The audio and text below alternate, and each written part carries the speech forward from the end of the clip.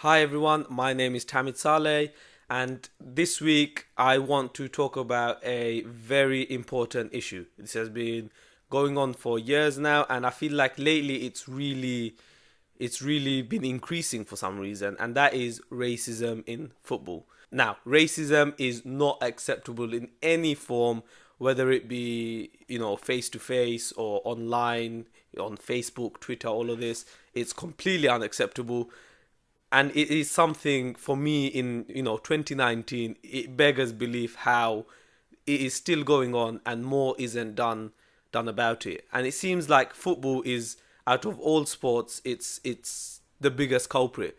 I follow other sports as well, like tennis, cricket, Formula One, etc. And for me, it's just not as common in those sports as it is in football. So in this video, I would just like to give you some facts, what the clubs are saying, what's going on, and also what I would do, my opinions and solutions to this problem. So yeah, without further ado, let's roll the intro. Here he is again. That's astonishing. It's absolutely He's taken them apart. Right, so racism.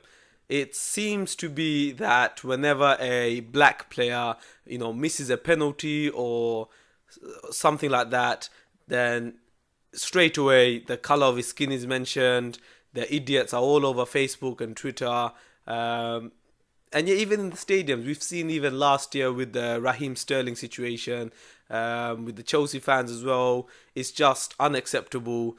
And yeah, I'm honestly lost for words how this is still going on in this day and age. Look, in sport, people make mistakes. People will miss penalties. There is absolutely no reason to then bring race into it. And personally, for me, it does nothing against who you're being racist to, but more it shows your own character and what kind of upbringing you've clearly had. So it's just, yeah, I can't believe I'm having to even talk about this. So as you know, recently in the Premier League, of course, it's begun. We had Pogba miss a penalty for Manchester United, and then the following week Rashford miss a penalty as well. They've both had racist abuse towards them. This season already, we've had Tammy Abraham, who missed a penalty as well. He's suffered racism and racial abuse. Manchester United have come out and said they are going to meet with Facebook over online racial abuse. They have said that they were already meeting with Twitter over it, and what they want to do is tackle the online side as well as like in the live stadiums, where I think it's slightly less, as people are just, they seem to be braver hiding behind their phones or their keyboards. Manchester United manager Ole Gunnar Solskjaer has also come out and said that he's lost for words, and we've had Garth Crooks even say that this could lead, like if this racism goes on, it could lead to a Cantona-like moment where a player will just attack the fans. And to be honest with you, who is to blame if he does that? Premier League, personally, I don't think they are doing enough. Like, look, racism is not just in football. Last season, of course, Raheem Sterling pointed out the way black players are portrayed in the media. It's, in the newspaper he showed when a black player buys a house and a white player buys a house, and it got a lot of attention, and I believe rightfully so. So I think the media also has to be careful.